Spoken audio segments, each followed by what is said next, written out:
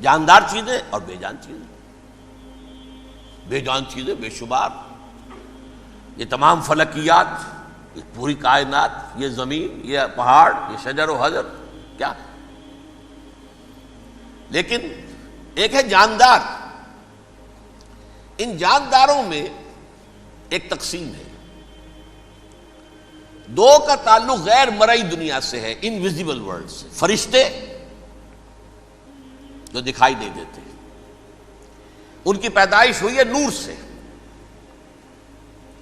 دوسرے جنات جو انسانوں سے پہلے پیدا کیے گئے، آدم سے پہلے. وَالْجَانَّ خَلَقْنَاهُ مِن قَبْلُ مِن نَارِ السَّمُومِ. جنات کو تو ہم بہت پہلے پیدا کر چکے تھے آگ کی لو سے، وہ بھی نظر نہیں آتے. تیسرے انسان اور اس دنیا میں جتنے بھی حیوانات ہیں، ان کا جو مادہ ہے وہ ارض، یہ زمین ہے، یہ مٹی سے بنے، تراب سے بنے، کرسٹ آف دی ارتھ سے بنے. اب ان میں ایک تقسیم ہے. ایک وہ ہے، ان تمام میں شعور تو ہے، حیوانات میں بھی شعور ہے، خود شعوری جسے کہتے ہیں سیلف کانشسنس، یہ صرف تین میں ہے، فرشتہ، جن اور انسان. حیوانات میں خود شعوری نہیں ہے، کانشسنس ہے، سیلف کانشسنس نہیں ہے. تھوڑی سی بات سے سمجھا دوں آپ کو. میں دیکھ رہا ہوں، آپ مجھے دیکھ رہے ہیں. کتا بھی کوئی یہاں ہوتا تو مجھے دیکھ رہا ہوتا، لیکن کتے کو مجھے دیکھتے ہوئے یہ احساس نہیں ہوتا کہ میں دیکھ رہا ہوں. یعنی کتے کو یہ احساس نہیں ہوتا کہ وہ دیکھ رہا ہے، مجھے دیکھ تو رہا ہے، اس کو میں کا احساس نہیں ہے کچھ. میں جب دیکھ رہا ہوں تو میں سمجھتا ہوں میں دیکھ رہا ہوں، میں ہوں کوئی شے جو دیکھ رہا ہوں. یہ خود شعوری ہے، سیلف کانشسنس. کسی بھی کام کو کرتے ہوئے اپنے وجود کا احساس، میرا فیصلہ ہے، میری رائے ہے. یہ ہے در حقیقت سیلف کانشسنس، انا، سیلف، خودی. یہ حیوانات میں نہیں ہے، یہ ہے صرف ملائکہ، جنات اور انسان. اب یہاں مسئلہ پڑ گیا، بڑا پرپیچ مسئلہ. اللہ تعالیٰ نے پہلے حضرت ملائکہ کو پیدا کیا اور انسانی ارواح کو پیدا کیا نور سے، پھر ناک سے پیدا کیا، نار سے، آگ سے جنات کو، پھر مٹی سے بنایا، آدم کا حی اللہ، اس میں روح پھونک دی، اب آدم بن گئے. اعلان یہ کر دیا کہ خلافت ارضی جو ہے وہ آدم کو عطا کی جا رہی ہے. یہ پیچ پڑ گیا. اس پر تھوڑا سا اشکال تو فرشتوں کو بھی ہوا. قرآن میں ہے سورہ بقرہ کے 4 رکوع میں، أَتَجْعَلُ فِيهَا مَن يُفْسِدُ فِيهَا وَيَسْفِكُ الدِّمَاءَ وَنَحْنُ نُسَبِّحُ بِحَمْدِكَ وَنُقَدِّسُ لَكَ. پروردگار اس آدم کو تو خلافت دے رہا ہے، زمین کے اندر اختیار دے دے گا، یہ تو فساد کرے گا، کوریزی کرے گا. ہم تیری تسبیح و تحمید میں لگے ہوئے ہیں، جو بھی حکم ہو، ارشاد ہو، ہم بجا لاتے ہیں، تو ضرورت کیا ہے؟ اس کا جواب اللہ نے دیا، انی عالم ما لا تعلمون. میری مشیت، میری حکمت وہ میں ہی جانتا ہوں، ضروری نہیں کہ تم اس کو شیئر کر سکو. لیکن یہ جنات میں سے ایک جن تھا عزازیل. اب دیکھیے کہ جنات کو ایک قرب حاصل ہے ملائکہ کے ساتھ. کیوں؟ وہ نور سے پیدا کیے گئے، یہ نار سے پیدا کیے، کتنا قرب ہے دونوں میں. انسان پیدا کیا گیا مٹی سے، مٹی انرٹ ہے، آگ بھڑکتی ہے، اوپر اٹھتی ہے، شعلہ زنگ ہوتی ہے، انرجی ہے اس میں. نور اور نار میں بڑا قرب ہے. اور عربی کے ایک قاعدے سے تو یہ ایک ہی لفظ ہے، مادہ ایک ہی ہے، حروف علت جو ہے ایک دوسرے کی جگہ آ جاتی. یہ قرب ہے، اگرچہ زمین و آسمان کا فرق ہے دونوں میں. فرشتہ نور سے پیدا کیا گیا ہے، وہ پاک ہے، وہ اللہ کے کسی حکم کی خلاف ورزی کر ہی نہیں سکتا. لا یعصون اللہ ما امرہم ویفعلون ما یؤمرون. وہ جو بھی اللہ تعالیٰ حکم دیتا ہے اس کی کوئی معصیت یا نافرمانی نہیں کرتے، بلکہ جو حکم لیا جاتا ہے مان لیتے. ذرا سا اشکال ہوا تھا، پوچھ لیا، جواب مل گیا، خاموش ہو گئے بس. لیکن عزازیل نامی ایک جن تھا، جو ایک تو جن ہونے کی نسبت سے فرشتوں سے کچھ نہ کچھ مماثلت تھی، قرب تھا. دوسرے یہ علم میں، زہد میں، عبادت میں اتنا اونچا تھا، اتنا اونچا تھا، اتنا اونچا تھا کہ یہ ملائکہ ہی کے صف میں شامل ہو گیا.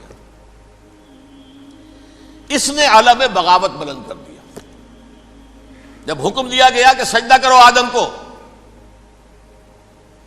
اب یہ دیکھیے کس قدر یہ اہم مضمون ہے، اور آپ سوچ رہے ہیں یہ باتیں آج پہلی مرتبہ ہمیں اس طرح سنائی جا رہی ہیں، یہ باتیں تو علم میں آتی نہیں ہمارے۔ وجہ کیا ہے؟ آپ کو دلچسپی نہیں ان چیزوں سے۔ جدید تہذیب نے ان چیزوں کی اہمیت کو زیرو کر دیا۔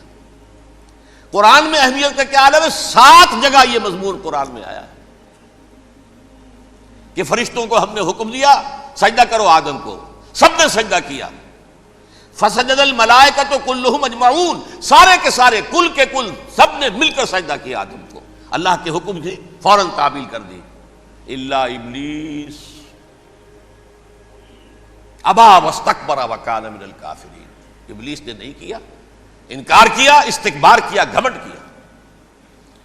اور اس کو سورہ کہف میں بیان کر دیا گیا، یہ اس لیے کہ وہ اصل میں جنات میں سے تھا، اگرچہ شامل تو تھا فرشتوں میں اس وقت۔ کانا من الجن ففسق عن امر ربہ، وہ اصل میں جنات میں سے تھا، اس وجہ سے وہ اپنے رب کے اس فیصلے کے خلاف کھڑا ہو گیا، سرکشی تھی اس میں۔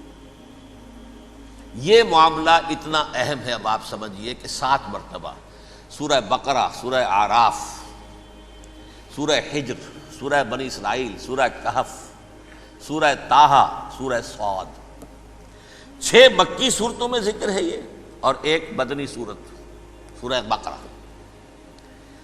ان میں سے اکثر مقامات پر پھر جب اللہ نے کہا کہ اچھا تم نے یہ سرکشی کی ہے اور ہمارے حکم کی خلاف ورزی کی ہے تو یہاں سے نکل جاؤ، دفع ہو جاؤ، تم مردود ہو، مردود ملعون، ان علیک لعنتی الی یوم الدین، اب تجھ پر لعنت رہے گی میری قیامت کے دن۔ اس نے کہا اچھا پروردگار پھر مجھے ذرا مہلت دے دے، رب فانظرنی الی یوم یبعثون، قیامت تک میری زندگی طویل کر دے۔ فاذهب فانک من المنظرین، کہہ دیا اچھا جاؤ، تمہاری یہ درخواست بھی ہم نے قبول کی۔ اس نے کہا پروردگار اب میں اس آدم کو بھی گمراہ کر کے چھوڑوں گا اور آدم کی نسل کو تباہ کر کے چھوڑوں گا۔ انتہائی شدید چیلنج کے انداز میں یہ قرآن مجید میں 4-5 مرتبہ مضمون آیا ہے۔ میں نے صرف 2 جگہ سے آپ کو اس وقت کوٹ کر کے سنایا تھا۔ سورہ اعراف میں اللہ تعالیٰ فرماتے ہیں قالا، اس پر ابلیس نے کہا فبما اغویتنی، تو اے رب جو تو نے مجھے گمراہ کیا ہے، مجھے ذلیل کر دیا، مجھ پر فوقیت دے دی، اس کو انا خیر منہ، میں اس سے بہتر ہوں، خلقتنی من نار وخلقتہ من طین، بنایا تو نے مجھے آگ سے اور اس کو بنایا مٹی سے، پھر مجھ سے مطالبہ کہ میں سجدہ کروں، اور میں نے سجدہ نہیں کیا تو اب تو نے مجھے ملعون قرار دے دیا۔ قال فبما اغویتنی لأقعدن لهم صراطک المستقیم، اب میں یہ نسل آدم کے لیے، اس کو برباد کرنے کے لیے تیری سیدھی راہ کے اوپر گھات میں بیٹھوں گا، سیدھے راستے پر چلنے نہیں دوں گا۔ ثم لآتینہم من بین ایدیہم، پھر میں ان پر حملہ آور ہوں گا، ان کے سامنے سے بھی، ومن خلفہم، ان کے پیچھے سے بھی، وعن ایمانہم، ان کے داہنی جانب سے بھی، وعن شمائلہم، اور ان کے بائیں جانب سے بھی، ولا تجد اکثرہم شاکرین، اور تو دیکھے گا کہ ان کی اکثریت تیری شکر گزار بندوں پر مشتمل نہیں ہوگی۔ یہ چیلنج تھا، اور ایک چھوٹا سا چیلنج جو سورہ صاد میں آیا ہے، اور یہاں تو اس نے اللہ کے جلال کی قسم کھا کر کہا قال فبعزتک لأغوینہم اجمعین، اے رب تیری عزت، تیرے جلال کی قسم ہے میں ان سب کو گمراہ کر کے چھوڑوں گا، الا عبادک منہم المخلصین، سوائے ان میں سے وہ کچھ لوگ جنہیں تو خالص اپنا بندہ بنا لے، جنہیں تو اپنا بندہ بنا لے۔ مخلص، مخلص نہیں، مخلص یہ مفعول ہے، فاعل نہیں ہے، جسے تو بنا لے۔ بعض لوگوں کو اللہ چن لیتا ہے، هو اجتباکم، تمہیں چن لیا ہے، استفاء، اجتباء، بس وہ بچیں گے جن کو تو اپنی خاص امان میں لے لے گا، باقی میں سب کو گمراہ کر کے چھوڑوں گا۔ یہ ہے اصل دنیا میں نوع انسانی کا ابدی دشمن، ازلی سے ابدی تک۔